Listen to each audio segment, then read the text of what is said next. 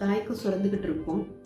ஆனால் இன்னமுமே நல்ல இந்த ஃப்ளோவை இன்க்ரீஸ் பண்ணணும்னு நினைக்கிற தாய்மார்களுக்கு நீங்கள் அப்போ என்ன பண்ணுவாங்கன்னா, இந்த பம்பை வந்து டைரெக்டாக லேட்ச் பண்ணதுக்கப்புறமோ ஒரு 2 hours ஒன்ஸ் அவங்க வந்து பிளான் பண்ணி பம்ப் பண்ண ஆரம்பிச்சிருவாங்க. அப்போ அந்த தாய்மார்களுக்கு இந்த பம்பு உதவியாக இருக்கும். ஸோ பல விதங்களில் வந்து பம்பு உதவியாக இருக்குது. இது பம்பு யூஸ் பண்ணுறதுனால நம்மளுக்கு ஏற்படுற அட்வான்டேஜஸ். டிஸ்அட்வான்டேஜஸ் அப்படின்னு சொல்லும் பொழுது, நீங்கள் பம்பை வச்சு அந்த ப்ரெஸ்ஸில் வந்து நீங்கள் பம்ப் பண்ண ஆரம்பிக்கும் போது அதை நீங்கள் கரெக்டாக ஃபிக்ஸ் பண்ணணும். நிப்பிளில் டைரெக்டாக அந்த பொசிஷன் வந்து ரொம்ப கரெக்டாக இருக்கணும்.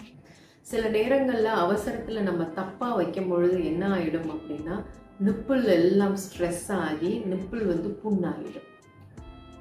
எனக்கு சொந்தமாகவே நான் என்னோட கிளைண்ட்லாம் பார்த்துருக்கேன். நிறைய பேர் கஷ்டப்பட்டிருக்காங்க.